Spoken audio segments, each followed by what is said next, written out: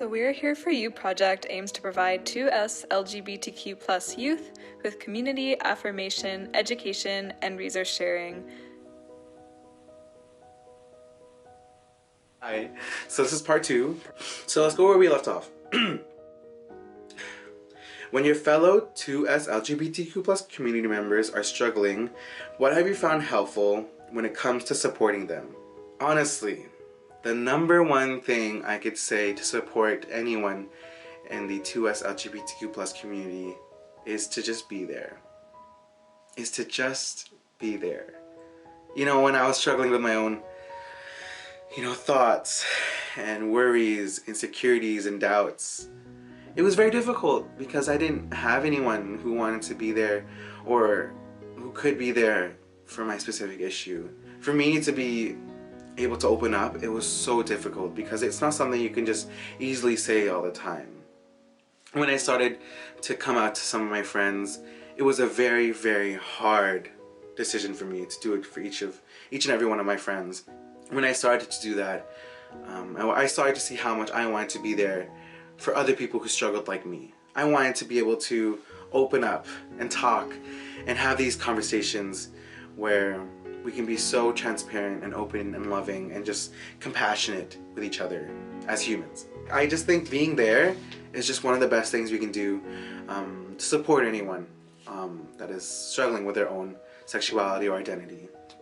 What are some professional resources, community resources, or safe spaces that you have found to be helpful as a 2S LGBTQ+ person? If you go ahead and check BeThere.org, it is a campaign by Jack.org. Jack.org company, a nonprofit that revolutionizes youth mental health with young leaders all over Canada.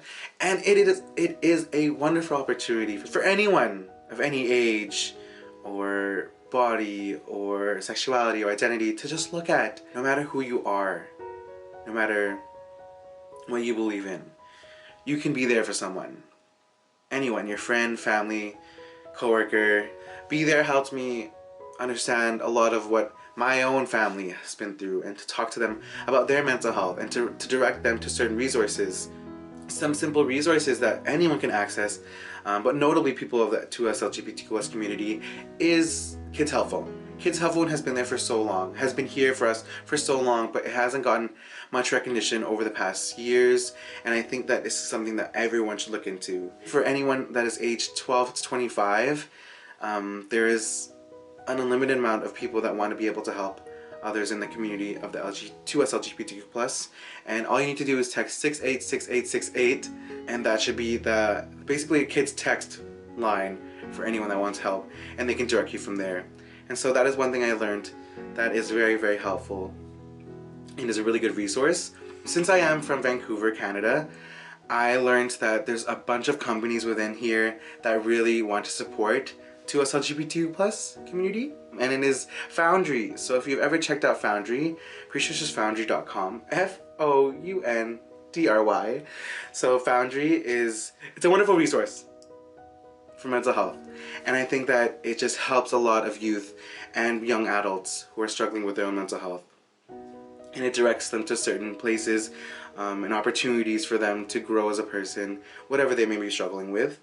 So I've learned a lot about trying to find resources because I've also struggled with my own mental health, and luckily through my mom's work, I was able to find some therapy.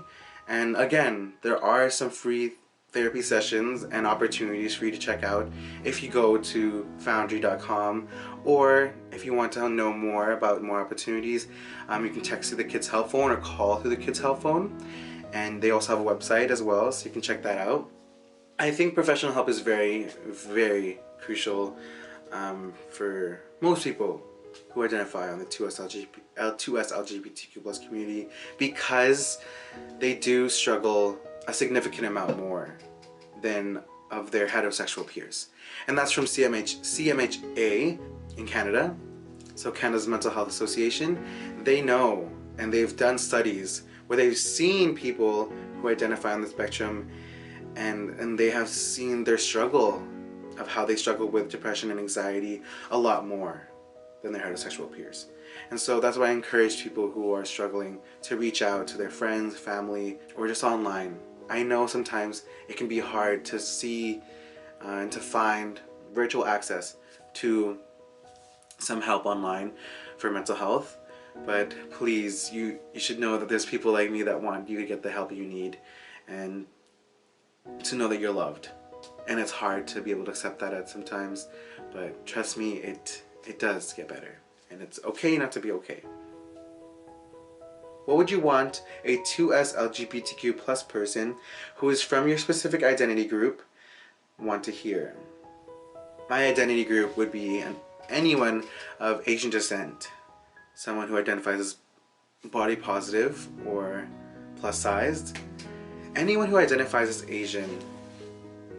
It's hard, honestly, for us to open up about our sexuality because it is like ingrained in, I know from my Filipino culture, it is ingrained in us, the Catholicism, for us to be with a significant other that is of the opposite sex. It is like written in stone to be able to be with someone of the opposite sex, from what I was told when I was growing up. It was a transition for me to be able to see what kind of person I truly loved. Whenever I was growing up as a kid, I did picture myself with a woman. I did picture myself with a family and biological twins and whatnot because of how I was raised. Not that I was raised wrong. I believe that my parents loved me significantly, but I think the many different social circles I was in and I was brought up with, it wasn't as great as I wanted it to be, and it wasn't ideal, but of course that's what I was raised in, and I grew from that. I learned from that. Whenever I was growing up, I was always taught, or I was always asked these questions of these heteronormative views, where it'd be like, oh, do you have a girlfriend? Oh, when are you getting a girlfriend? Oh, here's some tips to get a girlfriend. And it always was just this conversation, this topic of conversation for me, because I was never really in a relationship. It was very difficult to express who I really wanted to be. And you know, whenever I wanted to play with dolls, or paint my nails, or play dress up, it seemed like this really wrong thing to do. And you know, my mom and my family would always joke around and go like, oh, like that's so bakla. And bakla in Tagalog is, in layman's term, it just means like gay, like, oh, that's so gay. It's not how we're supposed to act. It's not what we should be doing for especially this youth of today, when we're trying to make them learn that they can be expressive and that they can be themselves and that they shouldn't be held back from what people say about them. I think that anyone who is of Asian descent can understand, especially who identify as 2S LGBTQ+, that it is a struggle for us to come out to our families just because of how normal things were back home. My parents are immigrants, so it is hard for them to transition into knowing what is happening nowadays and how the youth are acting and how we're changing and how our world is being a lot more progressive than it was like 10 years ago.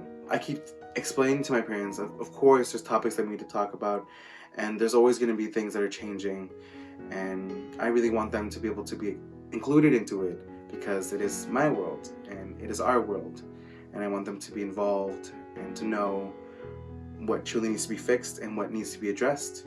I think I mentioned that anyone who identifies as body positive or body plus sized, it is hard for us to be able to go about our days, go on the media, and just trying to stay positive all the time. I do believe that I have a beautiful body, and I do believe that, you know, I'm just beautiful in general, but sometimes it can be a little bit hard to believe that because of what people say and the narratives they're telling on social media. You know, our bodies are all different. No one has a perfect body. Of course, some bodies are healthier than others, but definitely, like, we cannot just say someone is unhealthy because of their weight.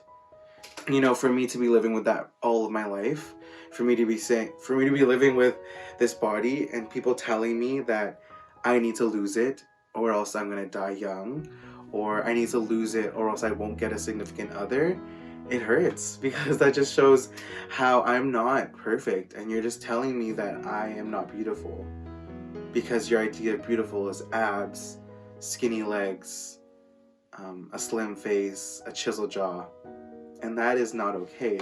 I am beautiful for my rolls, for my little double chin, my big thighs, my big feet, and that's okay, and I love that about me. To speak to anyone who struggles with their body image, just know that you're beautiful and that you're unique and that no one should tell you otherwise. And if you want to work out, if you want to go to the gym, if you want to, go on a healthy little change in diet, by all means. If it's for you and it's for you to be happy and it makes you feel comfortable doing that, by all means. But again, if it's restricting you for who you want to be and making you feel uncomfortable all the time, it's not something for you. That's from my own experience. I learned that I can't be myself if I'm not comfortable and if I'm not truly happy.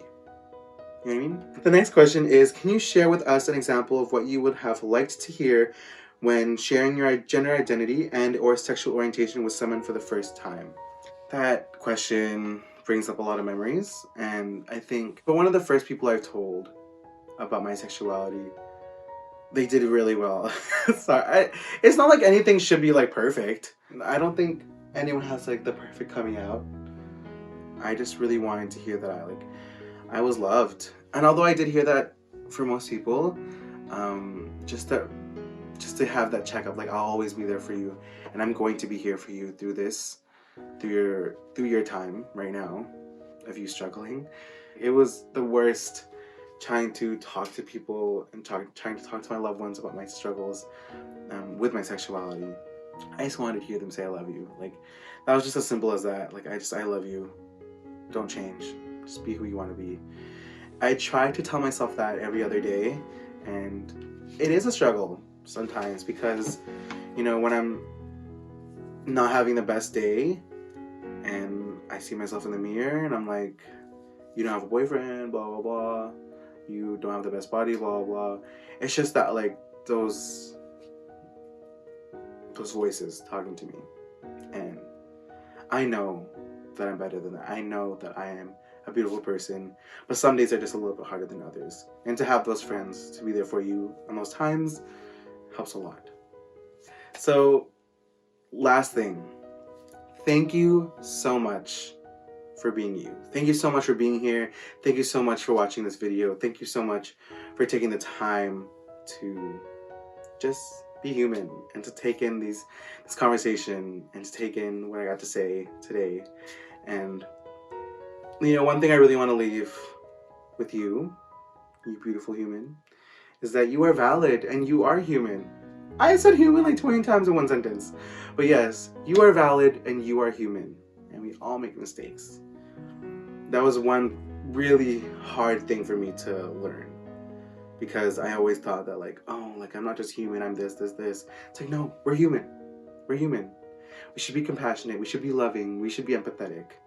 Because through empathy, we can learn that we're not in this alone. And we're in this common humanity. And it will be hard sometimes. But together, we can get through it. Just a quick reminder, the LGBT YouthLine is available for all Ontarians from Sunday to Friday, 4 p.m. to 9:30 p.m. EST. And thank you guys so much for listening, and I hope you have an amazing day. All right, I'll see you then. Bye now.